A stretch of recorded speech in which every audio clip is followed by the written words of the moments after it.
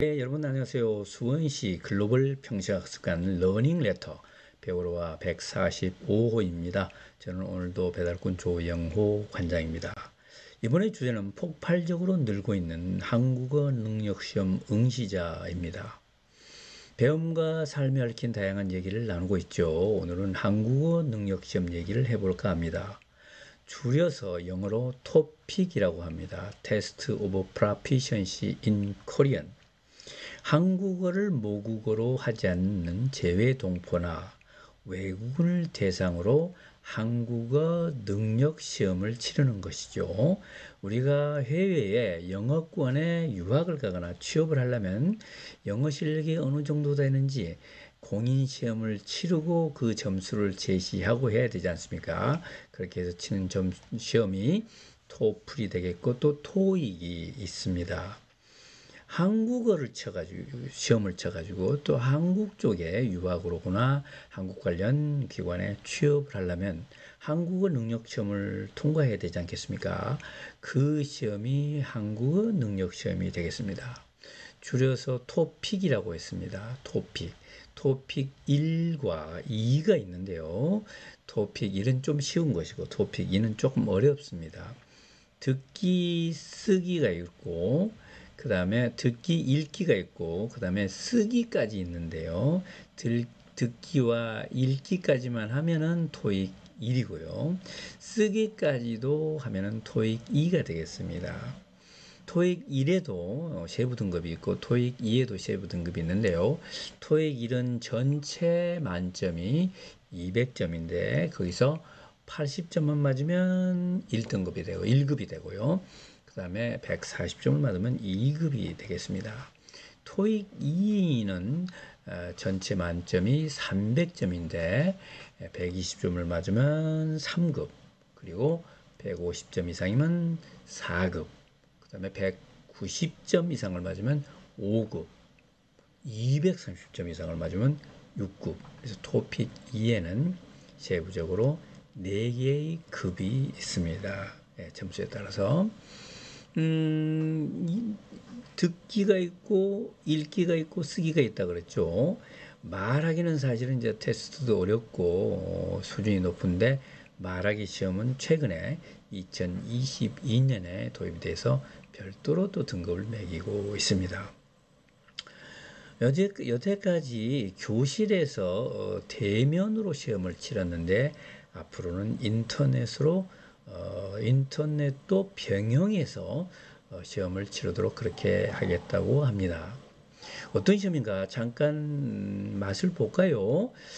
이 유튜브 보면은 외국인을 위한 그 시험 준비 요령 이런 영상이 많이 있고요. 또 한국어를 가르쳐주는 그런 영상도 있습니다. 토픽 시험에 나온 문제는 이런 것들입니다. 예를 들면 다음 밑줄 친 부분의 부분과 의미가 비슷한 것을 고르시오. 이런 문제가 나왔다고 합시다. 아기가 자고 있어서 깨지 않게 조용히 방 안으로 들어갔다. 이 깨지 않게와 의미가 같은 건 뭐냐? 1번 깨지 않는지, 2번 깨지 않도록, 3번 깨지 않더니, 4번 깨지 않느라 이렇게 되어 있는데 자, 뭘까요? 예, 깨지 않도록이 되겠죠. 그죠? 아기가 자고 있어서 깨지 않도록 조용히 방 안으로 들어갔다. 이렇게 맞추는 겁니다. 조금 어려운 거는 이거 이제 읽기 시험인데요. 4개의 문장이 있는데 이걸로 조금 긴 문장을 만들어라. 뭐 그런 얘기가 되겠습니다. 파란색은 먹고 싶은 생각을 줄여준다고 알려져 있다. 여기 한 문장이고요. 이런 이유로 자연스럽게 몸에서 파란색 음식을 거부하는 것이다. 그래서 몸무게를 줄이고 싶을 때 파란색 그릇을 사용하기도 한다. 독이 있는 버섯이나 덜 익은 과일이 주로 파란색을 띠기 때문이다. 이 문장을 재배치해서 전체적으로 문장이 흐름이 깔끔하게 하도록 하라. 이런 얘기입니다. 그러면 파란색은 먹고 싶은 생각을 줄여준다고 알려져 있다. 라로 가볼까요? 독이 있는 버섯이나 덜 익은 과일이 주로 파란색을 띠기 때문이다. 예, 나로 다시 가볼까요? 이런 이유로 자연스럽게 몸에서 파란색 음식을 거부하는 것이다. 그래서 몸무게를 줄이고 싶을 때 파란색 그릇을 사용하기도 한다. 이렇게 하면 깨끗해지죠. 그래서 가라, 나다. 답은 2번이다. 이런 식이에요. 어렵습니까? 네, 한국어 능력 시험. 네. 이런 식으로 이제 100분, 뭐 110분 이렇게 시험을 치는데 여기서 점수가 나오면 그거 가지고 국내 대학에 입학하거나 또 입학한 후에 졸업 요건으로 이걸 쓰기도 하고요. 국내외 기업체나 공공기관에 취업하려면 또 이 능력 시험 자격을 등급을 제출해야 되고요. 영주권을 넣거나 다른 취업 비자, 체류 비자를 얻을 때 쓰기도 하고 또 정부 장학금을 받을 때 쓰기도 하고 또 외국에서 한국어과 진학을 할 때 또 졸업할 때 이 시험 자격을 쓸 수도 있고 이렇게 하겠습니다. 이 한국어 능력 시험 토픽을 치겠다고 응시하는 사람 수가 계속 늘어나고 있습니다. 이 시험이 처음 시작된 건 1997년인데요. 그때 2,700명 정도가 응시했었다고 합니다. 2010년에 이 숫자는 10만이 넘었고요. 2015년에 20만 명의 벽을 돌파했습니다. 2018년에는 30만, 거의 33만이 됐네요. 이렇게 됐고 2019년 코로나19 발발 직전에는 37만 5천 명이 전 세계에서 응시를 했습니다. 그런데 코로나가 되고 보니까 이렇게 여행도 어려워졌고 또 시험 치러 갈 수도 없고 해서 일부 지역에서만 시험을 쳐서 응시자가 21만 명으로 툭 떨어졌습니다. 그 다음에 2021년에는 33만으로 회복했고 2022년에는 35만 6천 명으로 해서 거의 2019년 수준으로 회복이 되고 있지요. 예. 최근에 좀 줄어들긴 했습니다만 이건 특별한 상황이고 전체적으로 한국어 능력 시험을 보겠다는 사람들은 전 세계적으로 엄청 늘어났습니다. 그러면서 한국어 능력 시험을 볼 수 있는 기회를 많이 달라고 해서 정부에서는 이거를 1년에 6번으로 늘리고 그 다음에 한국어 능력 시험을 볼 수 있는 그런 기관도 많이 늘려서 무려 80개국에서 현지에서 볼 수 있도록 이렇게 했습니다. 그럼에도 불구하고 불편하거든요. 그래서 이제 2023년부터는 인터넷 시험도 병행한다. 그러니까 어디서든지 자기 집에서 볼 수 있겠다. 이런 얘기가 되겠습니다.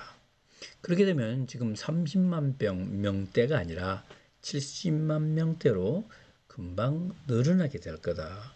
100만 명으로 늘 수도 있는 거잖아요. 그죠?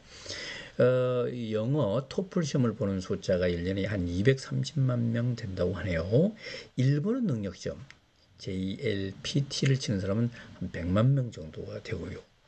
그래서 영어 토플 시험만은 못해도 일본어 시험 응시자에는 금방 육박하지 않겠나 이렇게 전망을 또 하고 있습니다.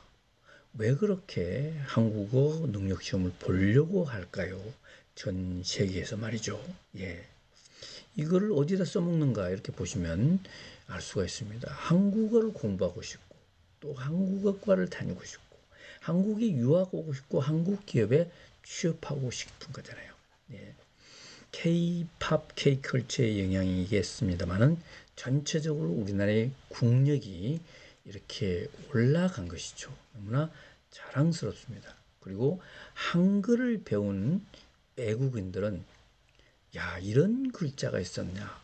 어떻게 이런 글자가 만들어졌을까 하면서 또 감탄에 감탄을 한다 그러네요.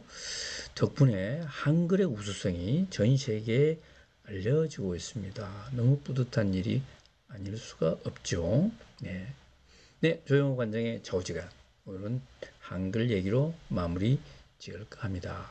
한글이 우수한 이유는 누가 언제 만들었는지 정확히 아는 글자라는 거다.